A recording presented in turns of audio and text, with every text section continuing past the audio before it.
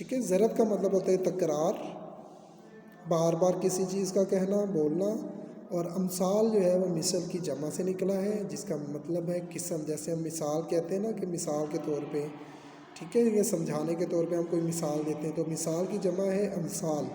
تو ضرب الامثال لفظ کا مطلب ہے کہ ایسی باتیں جو مثال کے طور پہ بار بار کہی جا رہی ہوں یا بار بار بولی جا رہی ہوں، ایسی باتوں کو یا ایسی مثالوں کو ہم ضرب الامثال کہتے ہیں. دوسرے معنوں میں ہم اس کو کہاوت یا کہاوتیں بھی کہتے ہیں. یعنی عام الفاظ میں اکثر کہاوتیں، ہمارے بزرگ حضرات جو ہے وہ کہاوتیں بولتے ہیں یا ایسے الفاظ بولتے ہیں جو سچائی پر مبنی ہوتے ہیں، لیکن وہ مختصراً طور پہ پوری بات کو سمجھانے کے لیے مختصراً طور پہ کچھ جملے بولتے ہیں. ان جملوں کو ہم ضرب الامثال کہتے ہیں، جن کے پیچھے ایک پوری ایک کہانی ہوتی ہے، اور کہانیوں پہ مد نظر رکھتے ہوئے سچائی پر مبنی کچھ کہاوتیں یا کچھ جملے ہوتے ہیں جو سچائی کا پیغام دیتے ہیں. اس کو ہم ضرب الامثال کہتے ہیں جو حقیقت پر مبنی ہوتے ہیں. ٹھیک ہے، جیسے مثال کے طور پہ یہاں پر ایک جملہ آپ نے اکثر سنا ہوگا، رسی جل گئی مگر بل نہیں گیا. رسی جل گئی مگر بل نہیں گیا، یعنی انسان کے پاس سب کچھ ختم ہو جاتا ہے لیکن کئی لوگ جو ہے وہ اپنا غرور اور تکبر ختم نہیں کرتے، اپنی انا ختم نہیں کرتے، تو ان کے لیے اکثر لفظ بولا جاتا ہے رسی جل گئی مگر بل نہیں گیا. ٹھیک ہے، تو یہاں پر یہ جو ضرب الامثال دیے گئے ہیں، کہہ رہا ہے مدرجہ ذیل ضرب الامثال کو درست کر کے تحریر کیجیے اور ان کا مفہوم بھی لکھیے. اب یہاں پر ہم ضرب الامثال میں کچھ غلطیاں ہیں، ان غلطیوں کا ہم نے پہلے تو نشاندہی کرنی ہے، پھر یہاں پر ہمیں اسے درست کر کے لکھنا ہے.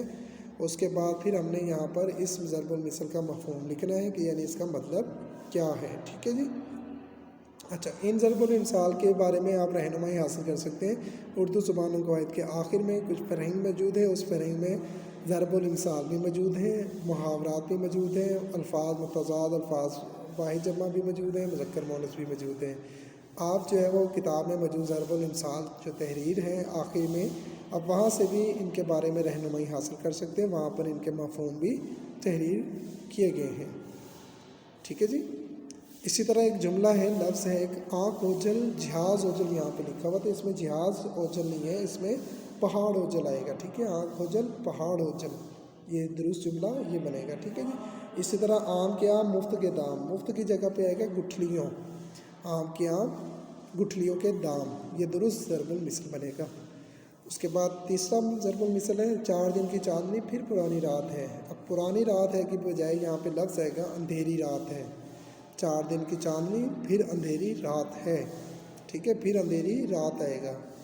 اس کے بعد اگلا ضرب المثل چھوٹا منہ لمبی بات، لمبی بات کی بجائے آئے گا بڑی بات، لمبی بات کی جگہ آئے گا بڑی بات. چھوٹا منہ بڑی بات، یعنی اپنے اوقات سے زیادہ بتانا، اپنے مرتبے سے بڑی بات کرنا، اپنی عمر کے مطابق جو ہے وہ اس سے بڑی بات کرنا، اس طرح کی بات کہلاتا ہے چھوٹا منہ بڑی بات. رسی جل گئی مگر رنگ نہیں گیا، رنگ کی جگہ آئے گا بل، بے لام بل. ٹھیک ہے جی. لاتوں کے بت ہاتھوں سے نہیں مانتے، تو یہ تو آپ نے بڑا مشہور و معروف ضرب المثل ہے، آپ نے بار بار یہ اس کو سنا ہوگا، سماعت کیا ہوگا. لاتوں کے بت باتوں سے نہیں مانتے، ہاتھوں سے نہیں مانتے کی بجائے آئے گا باتوں سے نہیں مانتے.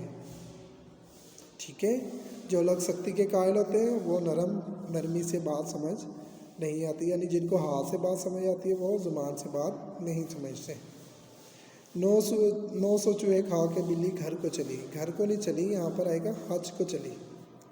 ٹھیک ہے، کہ ایک شخص جو ہے وہ پوری زندگی گناہ کرتا رہا، وہ آخر عمر میں آ کر نیکی کا پیغام دینا شروع کر دیا، نیکی کا کام کرنے شروع کر دیا، تو اس کے لیے یہ اکثر لفظ، یہ جملہ، یہ ضرب المثل بولا جاتا ہے. 900 چوہے کھا کے بلی حج کو چلی.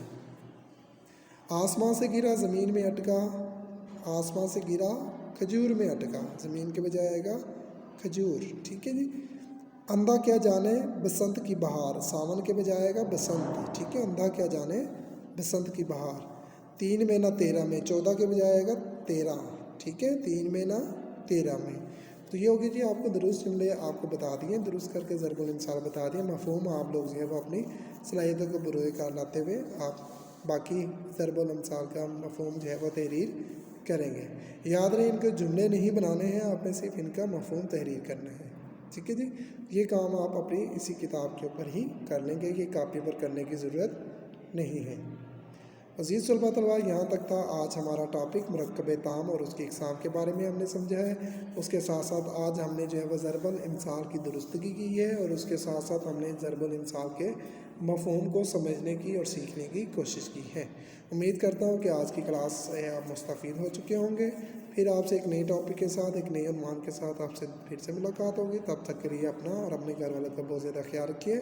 اللہ پاک آپ کا حامی و ناصر ہو.